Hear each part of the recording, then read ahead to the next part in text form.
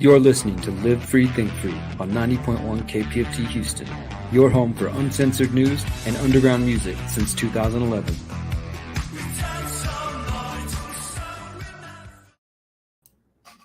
All right, welcome to to Live Free, Think Free on KPFT 90.1 FM, the Mighty 90.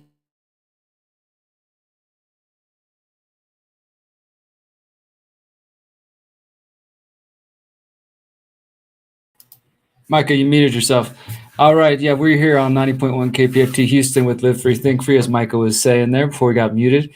How you doing, man?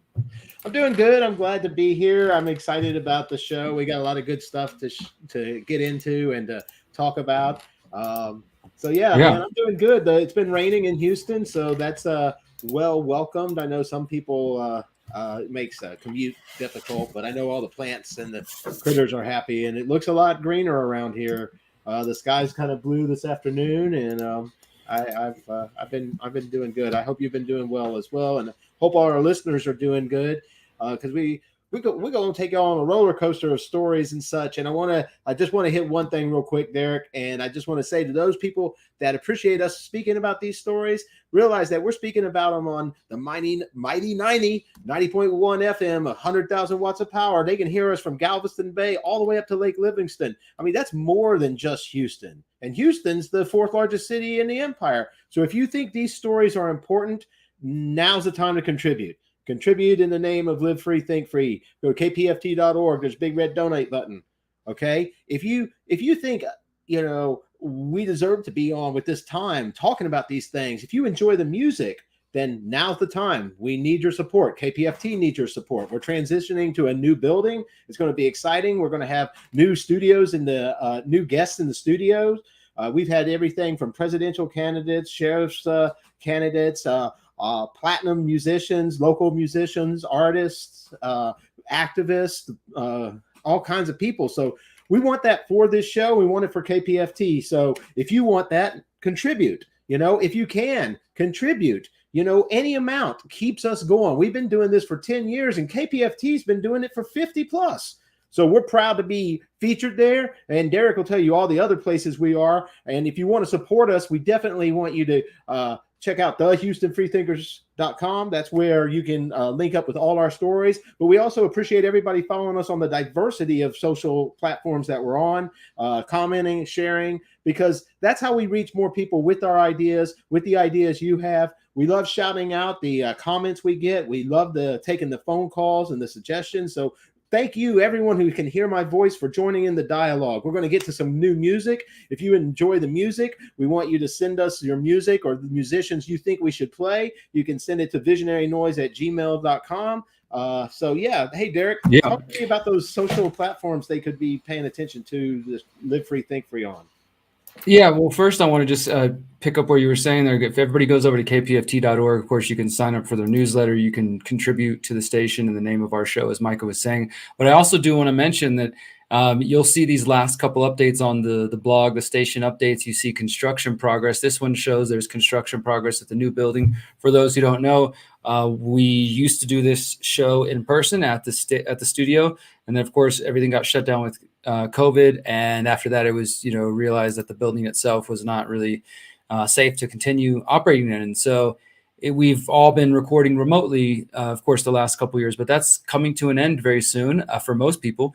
And they'll be moving into a building off Caroline Street in Houston. And so the latest post just shows, the volunteers coming in and helping move a lot of stuff, including CDs and all kinds of different equipment from KPFT's different storages to the actual building. So shout out to everybody who contributed to that and who's coming together to help make that happen. And yeah, as Micah said, you can find us at thehoustonfreethinkers.com. Our show, Live Free, Think Free, you can find us on Spotify.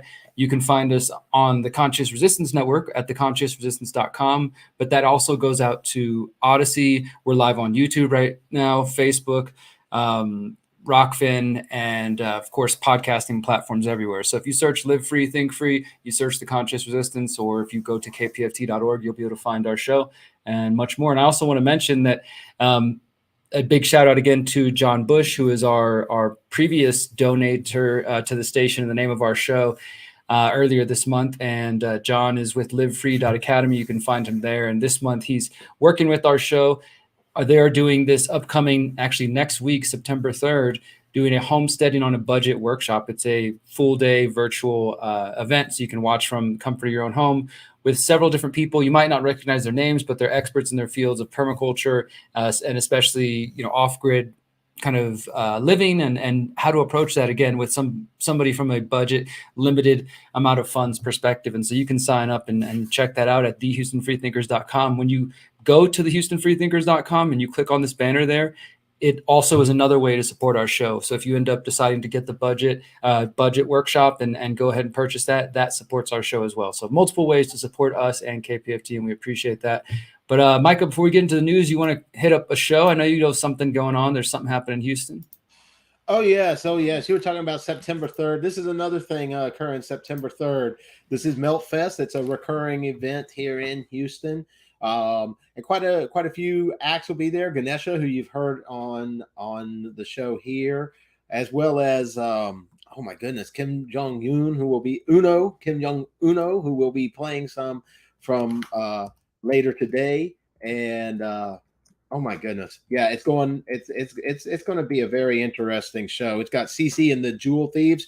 If we have time, maybe we can get into theirs. I don't know. I did want to take the moment we're talking about them. It's got our good friends El Jumbotron, who we've played on here. It's got Trash Cat, Artificial Fun, Your Disorder, and the Half Pipes and more. And this goes out to the Half Pipes. Man, I checked them out because of the poster here. And this is just some honest talking about music for a minute. I checked them out. I'm exploring some music here. I haven't heard of these bands, but the ones I have, I like what I hear, and they seem like good people, so I'm checking out the others. And, I wanted to play some here on the FM radio, but some of them had such good music. But guess what? I couldn't. They didn't have one of those songs that didn't have a word that the Alphabet Soup FCC tells me can't be in a song, that I had to read these words, and now they stand out every time I hear them, and the FCC won't let us play music with them. So I'm really sorry to the Half Pipes because I dug their music. There's 2 songs. They're a fresh band out of Houston. There was another band there that I thought was really interesting. Yeah, it was the Half Pipes. They've got some they got a little interesting video. They got some short songs, and they got really interesting sound that got my blood moving. So I'm really sad I can't play them. So keep that in mind if you're a band that wants to get play, on the radio. Maybe not all your songs ought to be FCC compliant, but if you give us one or make it really obvious that the profanity is right here, maybe we can bleep it out. I know that it really made me sad because I went through a lot of songs to be able to play something from this show. And I know the band The Fails, they made us that Mr. Clean version, as they called it, of Mr. Green. And it made us very happy because we got to play essentially an anti-drug war song on FM radio, kind of repetitively for a while. And so thanks to them. And I'm sorry about the FCC because it gets in the way of artistic clarity at times. But hey, there's more than that. So thanks for that moment. And yeah, let's keep going, Derrick. All right, let's continue. Let's jump forward. So I have one just real brief thing I want to say. Again, you're listening to Live Free, Think Free here on 90.1 KPFT Houston.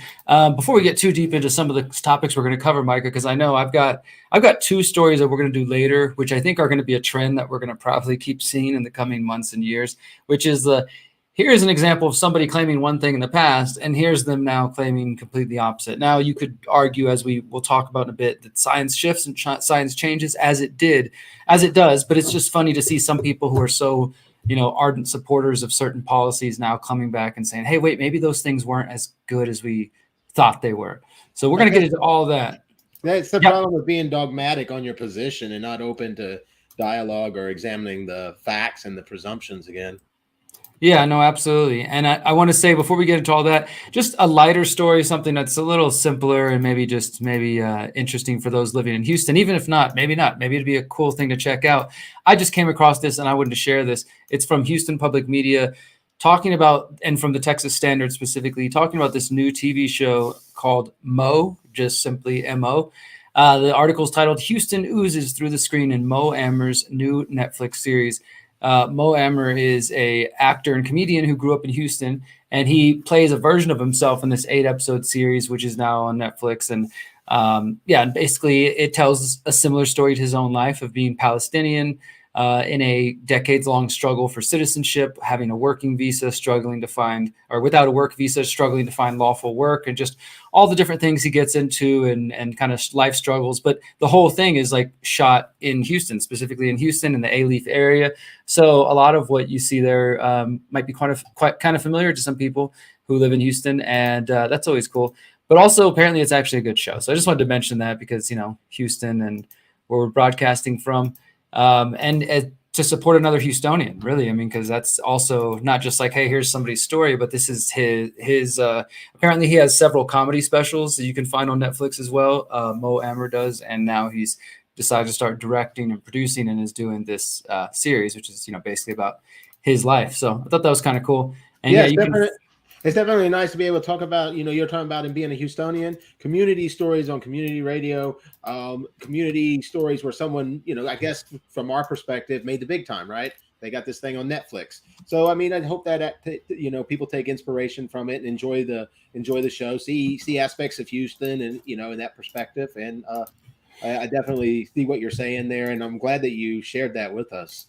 We got a lot of other Houston news to get into, though. Yeah, I do. I got one right here, and I think you've got the other side of it. I've got one Yeah. side of it, and you've got the other side of it. So this one has to do with Houston City Council once again approving quite a bit of money here. It seems like it's somewhat regular these days, Micah, that these numbers of approval that with police budgets and city council budgets are just getting bigger and bigger in the the order of magnitude. And this situation now, Houston City Council this week approving an $18.6 million budget for housing development for the homeless. This new housing complex is in Midtown, was originally supposed to be voted on last week, but it was delayed by council members who were against it. But they voted again on this Wednesday, and they approved it for $18.6 million for a new permanent supportive housing development for the homeless. And again, last week it was delayed because several council members were opposed to the NHP Foundation for mismanagement and other properties in Houston's Fifth Ward. And Mayor Sylvester Turner said that he agreed there had been some problems and that the council members made some valid points. He said, quote, "I did not disagree with the comments that were made. The way Clem Manor in Fifth Ward has been managed and handled has been horrific. No tenant should be living in substandard conditions. This 149 housing unit will be located at 3300 Caroline Street in Midtown, just a block away from Houston Community College main campus. And the city and the county are working collaboratively on the project. And the county previously voted to put in $10 million. So yeah, it's housing for the homeless. I don't know if they have or if you've seen from the story you got, Micah, besides like housing, I mean, is this just they're literally just housing people for free, or is this like a part of a program, getting people off the streets, they get housed for a period of time, helping them get work, and then they move on or something to that? I've seen that in some cities. Do you know anything specific about this housing project, Micah? Honestly, I don't know that much about it. It kind of snuck up on my radar quickly. And as you said, the amounts kind of caught my attention as well. I assume, like they do with like some of the veterans ones they have, I assume that they have at least what do you call it, outreach or a way to work with places that have those programs. I mean, I would assume so. I don't know, and we'll probably dig into this deeper. But as you said, there were council members that had some resistance to this. And another thing that you brought up in this story that I thought was interesting is how Mayor Turner said he didn't disagree with anything that was said by the people who were against it in any of the comments they made, but that they just had to go ahead anyway. Was that what it was? I mean, I'm not sure what he didn't really kind of say why he thought it was still worth going forward, but I found this part too. One of the council members, Letitia Plummer, she's one of the people who was not in favor of working with this developer NHP Foundation last week, and she still remained this week against it because she was saying, hey, it's not just Clem Manor in Fifth Ward that's doing this. There's several other developments that are struggling, that are owned by the same company, but they're just not as vocal. She says, quote, "Not only is it Clement Manor that's the only focus, but there's approximately 22 other apartment complexes on the same guidelines. This is just not enough. This is just that one. This is just Clem. What about all the other ones?" And it said Councilmember Edward Pollard also provided quotes from people that spoke during the city council's public session about the conditions living there. He said people said they were living in horrible conditions and tired of promises being made with no action. So, I mean, it doesn't sound like the company they're giving $18 million has that great of a record in the first place. Yeah. And I think that's the thing. And that's kind of why I was asking the question about why did the mayor say we had to go ahead with it? I mean, I understand that other companies have problems too. And maybe it comes just from, the little bit that I did read in it. And I had that, like you said, the other side of it there that came out that said Houston residents were urging city council to withhold money on this project. The critics, as you mentioned, said that the developer, NHP Foundation, had proven itself a bad actor by allowing the Clem Manor apartments in Fifth Ward, where residents have dealt with lengthy power outages, sewage backups. I mean, come on, sewage backups and pest infestations to fall into disrepair. So, they got all that going and then falling into disrepair. It turns out this Fifth Ward resident, Dolores Magruder, who had been there for 25 years under its prior owners, said she hadn't seen any improvement since NHP took over back in 2014. The face has changed, but the attitude and disrespect for residents never has. They're all talking about homelessness, but if you live at Clem Manor, you feel like you're homeless. And I think, that's something we see quite often where, the faces change, to protect the innocent, the names change, but the same system goes on. And I think that's what she's saying that they're experiencing. And I think the concern is that's what the people will experience, at the tune of $19 million or whatever it was, while, professing to care about individuals and people and their living conditions. And also, I feel like it's just another big cost for the taxpayer, and it's done in this way, which I know the mayor is going to, throw this on his record and tout this as like another win for equity or, from helping the poor people and these things. And it may be a genuine effort, on some people's parts involved in this, but I think that overall, like there's clearly, as you were just saying, and as some of the council members were sharing, some people who have legit concerns about this company, their past, their history, and even their present right now. These aren't just things like, hey, 10 years ago they had a complex and there was some bad things going on. It's like, hey, there's people who are like, I'm living in the complex managed by this company right now, and I feel like I'm poor. I feel like I'm homeless already, because of my, I my mean, conditions. most people don't want sewage and infestations and complete disrepair. I mean, it's just the fact. There was I don't know. Well, let's go to the next story. I got your next one pulled up. You had one about it's just an update, I guess, on the situation because they want us to know what's going on. The monkeypox update. Yeah. Apparently, we've got our first inmate. Yeah, an inmate has it. They put him in quarantine. That's about it. I don't know how far we want to go in there. I don't want to, I don't want to continue to advance the skepticism or the just excitement over monkeypox. So yeah, if you want to get in that story, fine. But I think that says enough. They identified an inmate as having monkeypox, and they've quarantined them now. I think that everybody else in the prison gets monkeypox by next week, we'll be talking about it again. I hope they don't. It's really interesting to just see how that whole thing is developing because we're still at a point where it's being talked about, it's being discussed, but it doesn't seem like, I mean, I don't know. I mean, do you hear people talking about monkeypox? I don't hear anybody hear monkeypox vaccines in my vicinity. And I traverse many different demographics here in the Houston area, and nobody once has even brought it up. I think I've heard it more on our show than I've heard it in any conversations.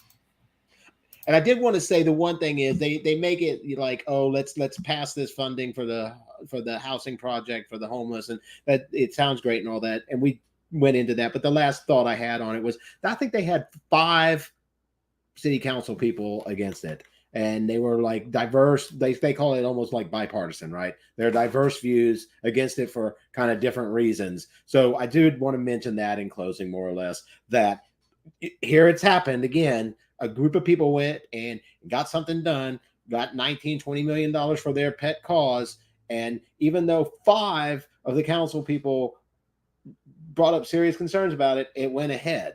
And this is what happens. And then tomorrow, another thing will happen, and the next day, and the next day, and the next day. And I don't know, it's just dizzying. Dizzying is one way to describe it. Guys, you're listening to Live Free, Think Free here on 90.1 KPFT Houston, and we do this also on the Conscious Resistance. Find us at thehoustonfreethinkers.com for our archives. You can find us on Spotify, everywhere else. We've been doing this for 10 years plus. Got a couple more stories we're going to cover before we hit some music for today. I know we got one coming from Kim Jong-un coming up, but this one I wanted to hit is part of the couple of stories I got to contribute today that are just, for me, they're examples of how at one point, sort of, I guess, the propagandist, if you will, for lockdowns and mask up everybody, and not even just like, hey, we need to be having masks and people should be getting shots, but actively going after people who didn't, saying like, hey, those people might need to be restricted. Those people, shouldn't be allowed to travel. They shouldn't be allowed to work, all those kinds of things, right? A lot of those folks now seem to be reversing course, which is pretty interesting. It's odd. I'm not sure why, but let's go ahead and check into it. I'm picking this up from Information Liberation. They sometimes do some interesting reports here. And this one's titled Narrative Shift. Democrats slam Trump for rushing COVID shot without enough safety data.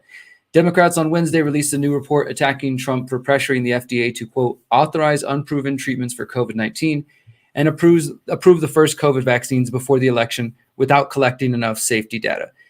And what this person's opinion here is basically trying to outline how they believe that now the Democrats are taking the approach, maybe because they are concerned that Trump is increasing it's getting closer and closer to his inevitable at this point announcement that he's running for 2024, that perhaps they're looking for new ammo against him in addition to, the recent raid in Mar-a-Lago and building cases against him. This seems to just be another attack. So House Democrats come together and they release a report. And they say that they found, this was reported by Politico, excuse me, they said that the Trump White House, again, exerted pressure on the FDA for the emergency use, which the reason I'm noting this is not only because it's curious and we'll see where it goes, but because, again, these same people last year or last 2 years in 2020 were just clamoring for like, oh my God, we need to get the vaccines as soon as possible. It's, what we have to do this. And this was the one thing that they actually did, the media actually did praise Trump for. Saying like, well, he really came through on the shot and the vaccine and whatnot. And of course, Trump is the mastermind behind Operation Warp Speed, which in his own words, he bragged many, many times about getting it approved so quickly. And I think that, I don't know if they have a legal case, but they do have a case as far as like, let me just scroll down here in this article. You can find dozens and dozens of videos of Trump kind of bragging about the shots and how quickly he was able to get them out and how quickly he put pressure on the FDA. He's like, if I had come in there and said something, we could have done it even faster. He said here at one point, if we had waited for more data and Democrats were in charge, excuse me. So this is from the report, but yeah, they're basically just criticizing him of being the big pusher of the vaccine, because that's still something that Trump touts, even though a lot of his base really are not people who support the shot, who support it anyway. But now the Democrats are coming out with this report and basically saying that he moved too fast after, I know everybody was clamoring for let's get this shot as soon as possible. And anybody who, Micah, 2 years ago or in the last year and a half said that the shots were rushed, what were we told? No, it wasn't. There's no, don't get confused by the name Warp Speed. They were not rushed in any way. This was tried and tested, 95% effective and blah, blah, all the stuff we heard. And it was perfect. But now it just blows my mind. And I'm not saying that the things they're accusing the Trump administration. You hated science if you said they were rushed or exactly conspiracy theorist or something. Now you're just good. Yeah, now it's okay to say that because it's an attack on Trump. So just to give a little more examples, it says that Trump pressured the FDA commissioner, Stephen Hahn, former commissioner, to authorize unproven treatments for COVID and the first COVID vaccines on an accelerated timeline, according to this report. They also say that Trump officials fought for the reauthorization of hydroxychloroquine after the FDA revoked its emergency clearance. The investigation also shows that potential influence from former White House officials regarding the FDA's decision to authorize plasma and White House attempts to block the FDA from collecting additional safety data on COVID shots in order to get them to the public before the 2020 presidential election. So again, like at the time, it was this great accomplishment. How dare you even challenge the idea that the shots are not good for everybody? Everybody needs to take one without question. How dare you? You know, you're a conspiracy theorist. Now it's like, oh my God, wait, let's try to take that away from Trump. You know, which I don't even think it's an accomplishment to be proud of, but you know, that to him is like one of his big things is he can claim that. And again, I think he's reading the tea leaves wrong, because his people are massively against the shot. You know, like I don't know many Trump supporters who think that Trump promoting the vaccine is one of his finer moments, you know. But it's just interesting and a little bit 1984-ish, Micah, is kind of what I feel like sometimes. It's like we were always at war with East Asia. No, the shots were always rushed. We never said they weren't rushed. They were always rushed. Yeah, pretty much. Oh my goodness. Yeah, that's a good one. And I think saying 1984-ish is probably the best way. It creates a strange feeling. I don't think it's like any other emotion to be like, whoa, that curve. It's almost like flipping upside down on a roller coaster or something. Because that's what it feels like. It feels like these people, they become topsy-turvy in clown world, you know. They just say anything, and a year later, and it's like we said, you know, the stuff that's forbidden speech and and shortly thereafter is breaking news. The stuff that was wrong to say is all of a sudden right to say, and look how fast it's happening. Yeah, it's such a trip. It's so weird to see how this all evolves. Let's check out a couple comments, guys. We're live across Odyssey, YouTube, Rockfin, Facebook. If you're commenting, you're listening, or if you're listening on KPFT, you can go to our website. You can always send us a message through the contact page and share your comments and thoughts, and we'll read them on air. I've got a couple comments here. Trump never made anyone take the Democrats, and media tried to force us to take the jab. I guess this guy is still arguing in defense of Trump from what it sounds like. He's saying like, okay, well, he didn't make us take it. He just put all the resources and all the money and the funding to rush it and make it happen. But the Democrats and the media were the one pushing it. I mean, okay. Yeah, interesting. I think what he's saying, and I hate to think of myself jumping in, but on the sake of the principle of charity, it's that I think he's saying that it was the worldview of that, okay, he rushed it and all that. And I guess the guy's willing to acquiesce that. Trump rushed it and everything, but Trump never made anyone take the jab, right? See what I'm saying? And then the word made makes sense with force, right? Because he says force in the latter half. And then he accuses the Democrats and the media of trying to force us to take the jab. And I don't know how much validity there is to the statement, but I do feel like there was a lot more urgency to take the jab coming from the media than I ever heard Trump say, American people, you really need to take this. So principle of charity makes me see it in that light.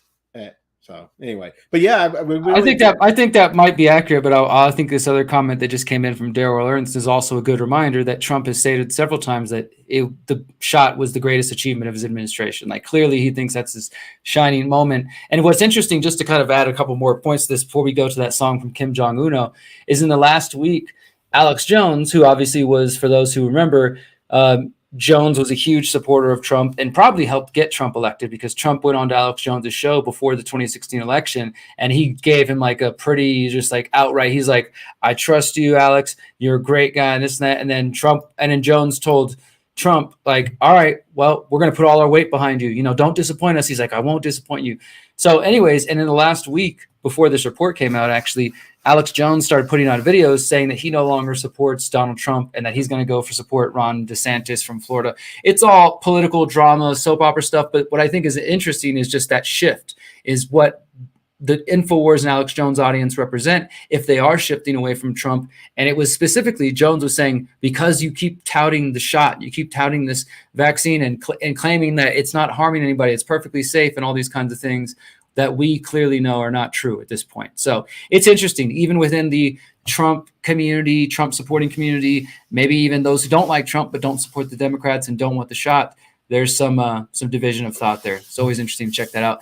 But we're going to go to a song in just a second. I just want to remind everybody you can find our work at thehoustonfreethinkers.com. And remember, we are partnering with the Live Free Academy all this month to promote their homesteading on a budget workshop. You can check that out at thehoustonfreethinkers.com. Click on our banner there. You can register now and get details about that. You can sign up and learn from all these awesome permaculture teachers next week, September 3rd.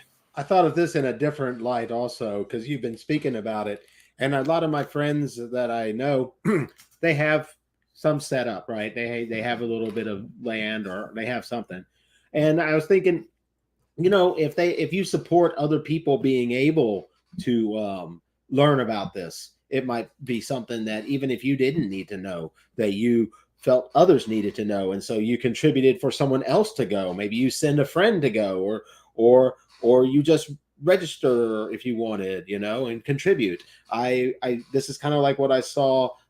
They were talking about was happening in one of these war zones where people were just getting like Airbnb rooms so that the money would go straight to the people. So, even if it's just something you want to support, like I said about what we speak about here, if you want to support what we speak about, contribute kpft.org. If you want to support this, exit and build, contribute, send someone, maybe you don't need it yourself. Maybe you've been reading this and practicing it for 20 years already, for all we know. But nonetheless, anyway, I know we're going to get to some music. Ain't that right? Yeah, we're going to hit a song now, guys. You're listening to Live Free, Think Free. We'll be right back. This is On Your Own 2 Feet from Kim Jong-un. Yep. Right? Yep. All right, we'll be right back. A mosquito in a fossil, science gone hostile, not that tree stops and fall, you just hadn't the thought. I always thought that we'd be the bunch you joined up. All of the fakes and all of the posers. Why you gotta call it quits, man? I guess it wasn't just enough for you to steal your own to be. I guess it wasn't just enough for you to steal your own to be. Tell me I'm wrong, you wrote this song. I guess it wasn't just enough for you to steal your own to be.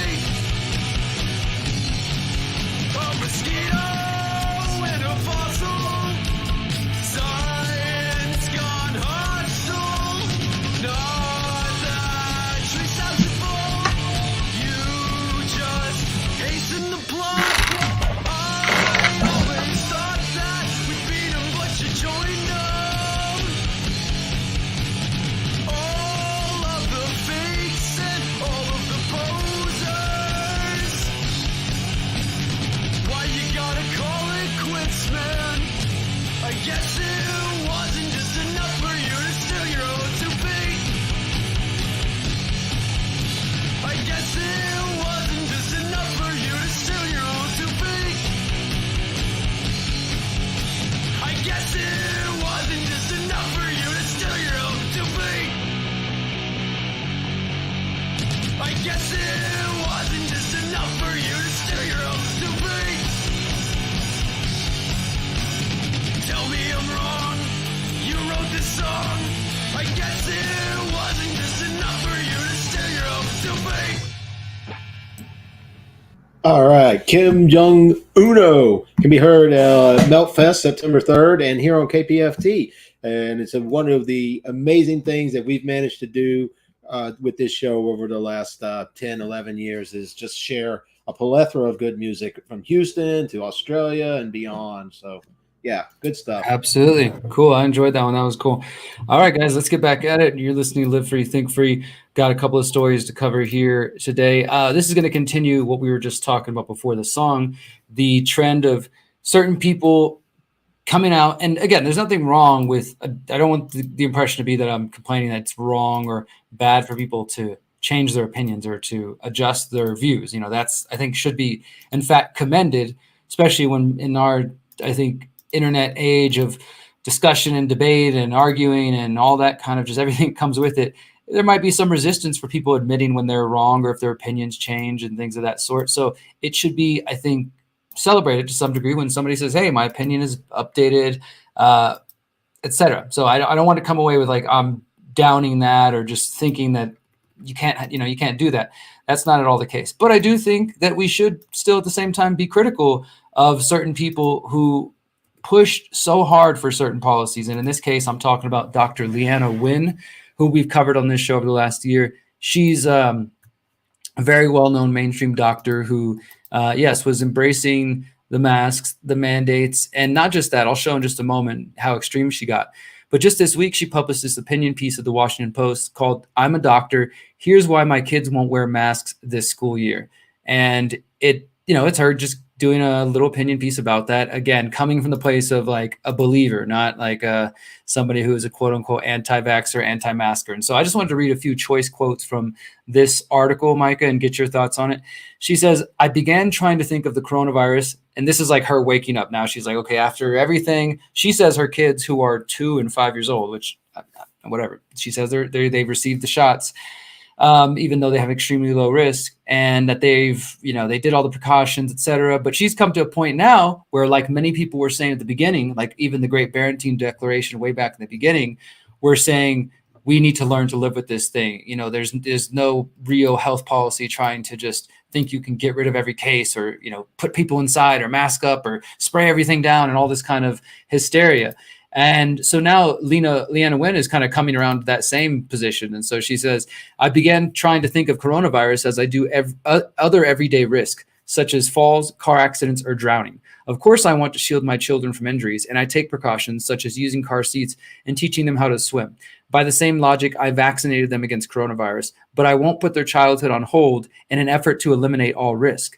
And again, I'm glad you've come to this position at this point, but it's definitely come to this place after forcing everybody else, or at least promoting the government to, and doing what she can in a policy position to encourage that, to encourage the U.S. government, the CDC, to think in those terms of guidelines of like, yes, all children should be masked, schools should be shut down, virtual, people should not be able to travel if they're unvaccinated, things of that sort. So she's having a change of heart. So a couple others. She says also, quote, "I accept the risk that my kids will probably contract COVID-19 this school year, just as they could contract the flu, respiratory virus, and other contagious diseases.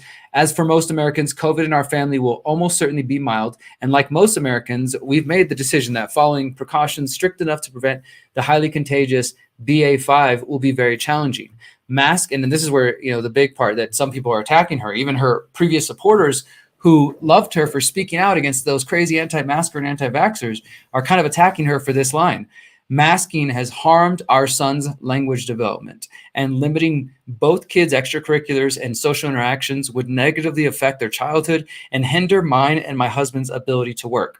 So once again, now she wants people to feel a little bit sympathetic to her. Like, I'm sorry, your son's language development has been hindered. This is something that we've talked about here on this show. We're not scientists, but there have been studies warning about this since the beginning, putting the masks on the kids' faces and how they're going to be able to interpret emotions and all kinds of different things. And then, of course, keeping them away from other people and social interactions. And she wants us to feel negative, bad, because this would negatively affect not only her childhood, her kids' childhood, but keep her and her husband from being able to work the way they want to. And then her final thoughts, Micah, and then I'd love to hear yours. She says, "My approach to school this year reflects the evolution of the pandemic and the acknowledgement that avoiding COVID-19 cannot be the singular metric of people's overall health and well-being." And I feel like that line right there, Micah, is something that people, like, I know I have, and I'm sure others who listen to the show feel that way, have been trying to say that, like, you can't, like, avoiding COVID-19 can't be your only focus when it comes to health. Like, there's so many other things to worry about and be concerned about, like people's other conditions, the comorbidities and their diet and all that kind of stuff. So I have a couple more I want to show you, Micah, because the Wall Street Journal editorial board responded, and some other people, she's getting backlash now from haters. But what do you think about this just in general? Like I said, I'm not trying to attack her because she's changing her mind. I appreciate it. I appreciate it. And I think it's important. I kind of think it's like almost redundant that you had to have such a lead in on it to explain that. But I see why, because we do need to be critical of people that just seem wishy-washy versus a real, once you recognize you've given the wrong treatment, you prescribe a different treatment, right? You stop what you've been doing that's wrong.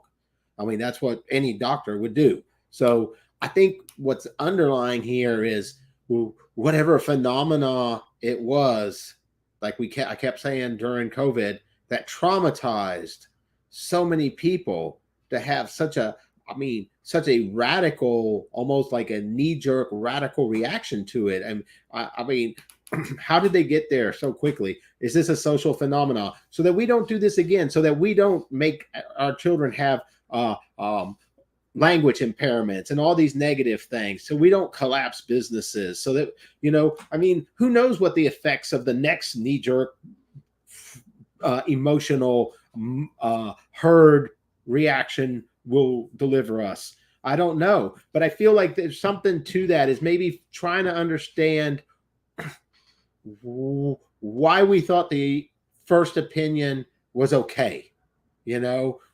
Maybe like it's not so much studying the individual event like COVID-19 as much as studying, perhaps, if the doctors could, the people who changed their minds, the people who have changed their hearts and recognize how it was limited, maybe to figure out how they got caught up in that fervor, and how was it, how was their decision that these things had to be done, and maybe even to the point where we saw in poor Australia, where people were, sent to mandatory COVID camps, right? Mandatory voluntary COVID camps, right? We even hit that one where they escaped from the mandatory voluntary COVID camp. But I mean, that sounds pretty extreme, and I'm laughing a little bit, but I'm serious about this whole thing. I feel like it points to something new in our cultural phenomena that isn't really that new. We've been moved as masses many times, don't you think, through history? And I think that maybe when they have such drastic effects on our lives as this last one did, maybe we could start trying to understand what that is. What is that? What causes that? Or what kind of people are susceptible to that? Or how can I not be susceptible to that? I don't know. Yeah. I think that's part of like the conversation that we shared a couple of weeks ago with Professor Matthias Desmet about his theories on mass formation, right? Like there's so many people I think now who are 2 years into this and trying to understand, like, how did my brilliant aunt, uncle, brother, sister, husband, wife, etc., fall for whatever particular narrative they think they might have fallen for, and just very intelligent people who swept up in this. And then there's some people who maybe just, I don't know. There's a lot of different ways to explain it. I don't know if we have the time for that, but I do want to show a couple more in response to Leanna Wynn. Again, she wrote this opinion piece saying, I'm a doctor. My kids aren't wearing school anymore. My son's language development was hurt. And then Wall Street Journal editorial board responds with they called it the cancellation of Leanna Wynn. Woe to someone who changes their mind about COVID mandates. And just kind of, again, sharing the story that she's now being attacked by certain people who were defenders of her. They wrote, Dr. Wynn, a CNN commentator who was once a defender of government and vaccine mask mandates, but last fall she opined that, just as recently as last fall, she opined that Biden admin's vaccine mandates didn't go far enough. She said, quote, why didn't Biden announce he will mandate vaccinations for plane and train travel? But her columns in the recent months have sung a new COVID tune, encouraging governments to drop mask mandates and embrace individual responsibility, which is what some of us have argued all along. But no political epiphany goes unpunished. And now more than 600 activists are demanding that the American Public Health Association cancel her as a panelist at a conference this autumn. So she's supposed to speak at an event, and more than 600 activists have gotten upset enough to put together a petition saying, she shouldn't be allowed there. And we'll get to that in just a second. I want to show that because I think it's actually hilarious, Michael, when you look at what she's supposed to speak at and what's happening. It's interesting you say activists got upset with her rather than doctors or, No, it's just it's the crazy. I don't want to use that word, but it's people who I think have gone into a bit of hysteria who are even if the doctor's hey guys, it's over. We don't need to do that anymore. Some people are so bought in that they're no, now we'll turn on you, even though, it's so anyways, but just to give you some examples of why I'm not really that, that sympathetic or crying for Leanna Wynn. Here's her opinion piece from the Washington Post from July 2021. It's time for Biden to make the case for vaccine requirements. That was one of hers. Then she was on Wolf Blitzer saying that the Biden administration needs to, commit further. Being vaccinated is not just about individual choice, she said. Now, even though, of course, now she's arguing for individual choice. There's another one where she's going on Wolf Blitzer saying, if you're vaccinated, it also matters whether the people around you are vaccinated, and just calling for more measures. I got this one too. She says, speaking soon with CNN, to increase COVID vaccinations, we need to make being vaccinated the easy choice and being unvaccinated the hard one. There should be vaccine requirements at more workplaces. Those opting out need say twice weekly testing. You know, she's just like putting out her proclamations for what we should all be subjected to. I remember that one. Yeah. And so this is her, you know, so it's like, okay, she's now coming out. And again, maybe she did finally wake up to the real science and she's speaking out. She's being attacked. But this is interesting. So she was supposed to speak this fall at the American Public Health Association. Now she's being attacked by certain people. It's like backlash. And the thing is, she was invited to speak specifically about her experience being criticized and, you know, what they view as attack by vaccine skeptics, mask mandate opponents, and COVID deniers. So they wanted her to come there and share about her experience being attacked by those people. And then now she's getting backlash from, you know, quote unquote, her community saying we shouldn't have her there. They're calling her unscientific, unsafe, ableist, fat phobic, and unethical. So that's what the petition says, saying that she suggested that infection should be accepted as a new normal. And yeah, they're just losing it over this. So it's just, I don't know. It's just interesting. But nonetheless, the reason I thought all that was just worth mentioning is because of the changing of opinions, the changing of the conversation. You know, like I was saying before the song, a year ago, 2 years ago, you know, it was great that these vaccines were out. And if you said that they were anything like rushed or that any procedure didn't get properly followed or that any time was shaved off to get them to us any sooner, that was insane. We all know that the actual research started way back then when they first started developing mRNA. That was honestly what when I saw these fact sheets, this is how that when COVID deniers tell you, or if your cousin who doesn't want the shot tells you, well, they haven't been tested long enough, this is false. Tell them that, you know, the mRNA vaccines were actually developed on some previous technology. And they had this whole explanation for why that was BS. But now the Democrats are putting out this report going after the Trump administration. Not that I care about Trump, but, you know, making that same argument that it's like rushed and it's just, and then someone like Leanna Wynn can just flip and say, hey, now I'm not going to mask my kids. And this might hurt kids whenever, you know, regular people like us are dissecting these stories and reporting on that for the last year and a half. And it's mind numbing, but you know, it's reality. I have a couple of thoughts. I think it's interesting. One of the buzzwords, so one of the little phrases that kept popping up in one of the past ones you were covering was the relation to individual choice, right?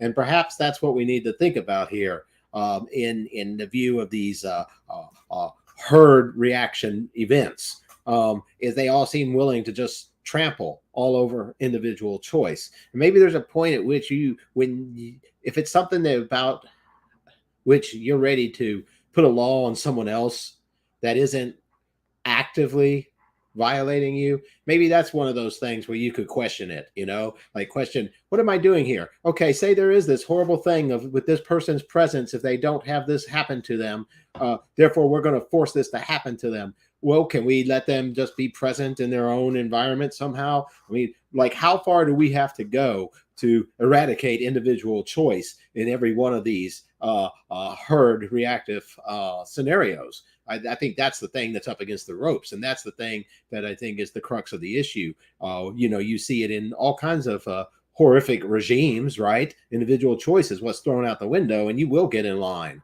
And I think that's what we're talking about here. So it's really hard to really see a change of heart and believe it sometimes, but I can see why someone would be misguided by empirical data, like studying a disease and thinking what might be and having to make the quick reaction. So I don't want to become such an ideologue that I no longer recognize that, yeah, people can make mistakes and change their mind and have all kinds of factors. But at the same time, I think that's the crux of it. You know, when you're ready to override individual choice, you better have some real good proof, you know, some real good arguments like, you know, he's got a gun. I mean, come on.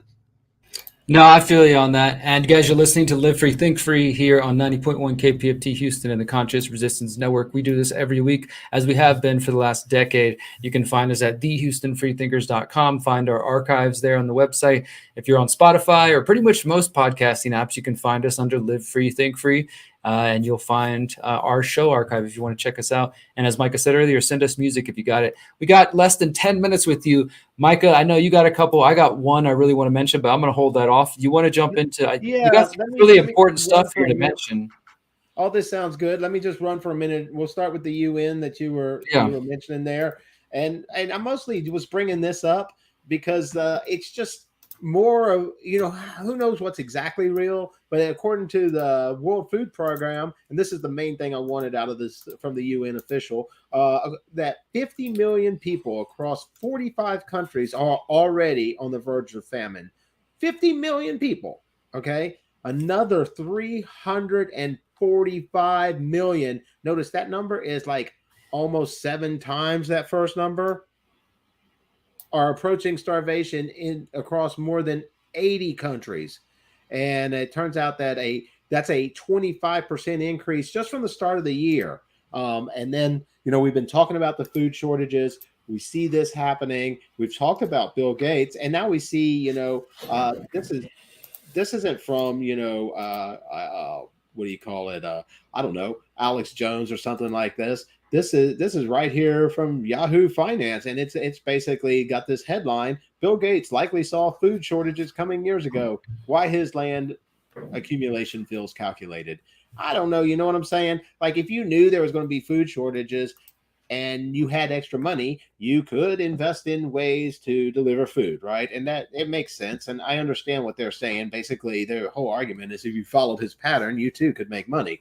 But let's get beyond that and some other facts that are in the article. The UN officials released a statement this week that said food shortages were going from bad to worse. And that's what we were just talking about a minute ago. And they basically blamed Russia's invasion of Ukraine and climate emergencies. Just it goes on and on. There's lots of different factors, and one of the current state affairs in India is really severe, and we've heard about Sri Lanka as well. Experienced unprecedented heat. India banned wheat exports just a few months ago. The UN had warned similar. Think about that. No more wheat exports out of India. The UN had warned similar conditions are likely to decrease crop production by 30%. That's going to be serious. And according to the World Food Program, and we got the same numbers again, right? 50 million people across 40 on the verge of famine, and 350 to endure near starvation conditions. I mean, that's horrific. Climate change, and they go on to speak more about that. But it turns out that all these different things have been on Bill Gates' radar apparently for some time, because he's invested $10 billion in global health in 2019, which our author argues is a smart move because making vaccines more accessible creates a 20-to-1 return. 20-to-1. Yeah. His foresight is uncanny. And had you mimicked his investment pattern, you probably would have made money too. Just because you don't have 10 billion doesn't mean that you can't do and have. Micah, I'm gonna stop you there. We're almost out of time in just a moment, but I do want to I just wanted to comment on that. I see we got a couple of comments here to throw in. But so were you first saying like they're talking about him acquiring the land? As many people know, he's become one of the largest landowners in the United States ahead of time, and so this is kind of saying like, hey, maybe it's just his business insight. He saw these food shortages. Yeah. But I also want to point out though, his other investments include companies like the Impossible Burger and Beyond Burger. He's one of these advocates for not eating meat, even though he still eats meat. And that's the same thing. That's exactly where I'm going with this story, because it turns out that concerns were shared earlier this month by Will Harris, and their family has owned a farm for 150 years, basically through their family. His concerns range from an overuse of technology to misplaced blame on animals and the focus on plant-based protein. Most alarming was his reference to Gates' attempts to influence agricultural systems in India and Africa and their perceived failures. So, There's some good reporting out there as well on from the Navdanya International, I think is the name of it. It's Vandana Shiva's organization. She put out this this report. It's actually a pretty 200-page report, maybe, called Gates to Hell or something like that. And it just shows all the different areas that Bill Gates's foundations have invested in, and that does include farming in India and other places. So. I think that story probably has more significance than maybe it might initially seem. I just got one more to mention while we're at it. I just want to make the time to share it with our audience here on Live Free, Think Free on KPFT. I've been working on this story for the last month now, and we just this week at The Last American Vagabond published it. It's a 2-part investigation. There'll be a 3rd part published within the next day or so. And this started just briefly with my talking about, if you guys remember, those who've been listening the whole summer, we've been talking about this story out in Utah where the Utah Sheriff's Office said that they were investigating ritualized child sexual abuse, which was like, what the heck does that mean? It set off a bunch of alarm bells, and I've been following that story for now the last 3 months. That led me to investigating claims of sexual abuse in Utah and then claims of sexual abuse inside the Mormon church in Utah. And I had quite a bit of people reach out, sending their stories, personal stories, anecdotes, things they heard, things they witnessed in relation to both Utah and the church specifically. And so that ended up leading to this 2-part investigation where a woman sent me a video that hasn't been viewed in almost 30 years, a documentary made in the late 80s, early 90s about former Mormon president, now deceased, Gordon B. Hinckley, and accusations against him involving prostitutes, involving young boys, and things of that sort. So I started to investigate this documentary, trying to contact everybody who was mentioned in the documentary, everybody who spoke in the documentary, everybody related to it. Most of the people have since deceased, but I was able to corroborate the story and find another man who is connected to this whole story. It's more than we can say in 4 or 5 minutes, but the reason I'm mentioning it is because I've been working hard on this, and even though these are sometimes disturbing stories, they are stories that we cover here on Live Free, Think Free because we think that they matter, not only because the victim stories matter, but because people in positions of power take advantage of children, whether it's at the baseball coach, the pastor, the priest, the politician, the school cop, the teacher. We've shown countless examples. And it's not even just the Mormon church. We've talked about the Southern Baptist Church, the Catholics, Jehovah's Witnesses, and yes, the Mormon church as well recently. So I encourage you to please go check this out at The Last American Vagabond. You can find it.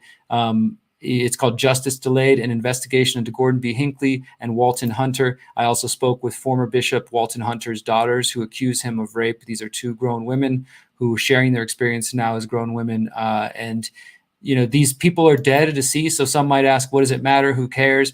But the victims, some of them are still alive and some of them are still suffering. And some of the people who helped cover these things up within the church and without the church, or who knew and did nothing, are also still alive. And I think those kinds of things matter. And at the very least, that the public should be made aware of these stories and this information so that you, because this is what our show has always been about, encouraging you to live free, think free. We believe in freedom of thought. We believe in you being able to critically think and form your own opinions. So the church made an effort to smother this documentary called The True Story about Gordon B. Hinckley back in the 90s. It's never been uploaded to the internet, and we just uploaded it for the first time this week. And I think people deserve to have a look themselves and make up their own minds what they think about it. And again, it's really about trying to honor some of the victims that I have got to meet and people who've suffered, and unfortunately churches and other people in positions of authorities who did nothing and let the abuse continue. But that's where we're going to end it. That's my story. Check it out, Justice Delayed, at thelastamericanvagabond.com. I think we're just about out of time. Our website is, again, thehoustonfreethinkers.com. Check us out there. If you want to support us, you can go to the Homesteading on a Budget workshop, sign up there, learn a whole lot, support us through that, or go to kpft.org and make a donation. Micah, what do you want to leave us with? Hummingbirds are all over Houston, by the way. There's articles out about it if you want to read about them, learn about them. They're all over Houston, migrating to Mexico, and they slowed down to get fat and eat all the food here to hit the road to go down there and see you, Derrick. So I hope you get to see some as well. Hope everybody has a good week. Hummingbirds. All right, guys. Till next time, remember, you are free. Peace. We'll be back.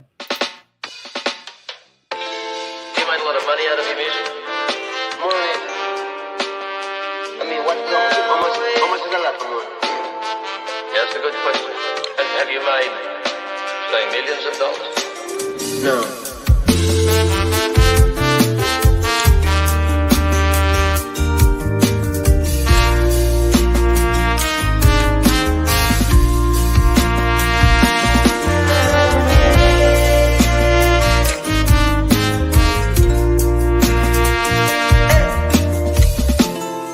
Yes, I feel it in my bones. A feeling that I won't ignore. The music that I love, it always lifts me off the floor. No matter where I go, I won't let them take it away. I won't let them take it away.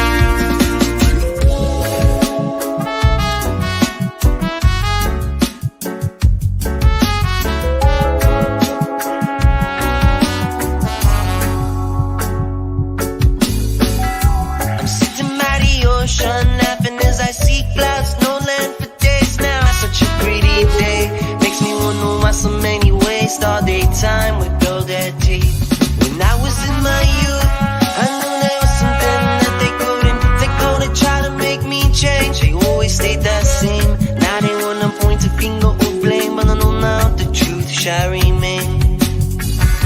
Well, I know better, so I won't let them fool us.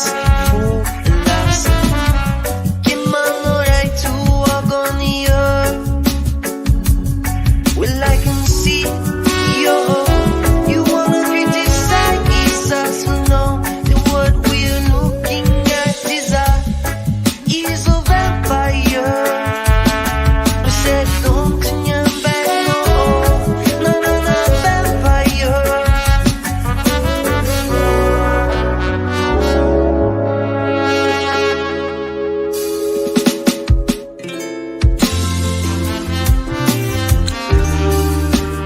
Feeling that way. Feeling that way.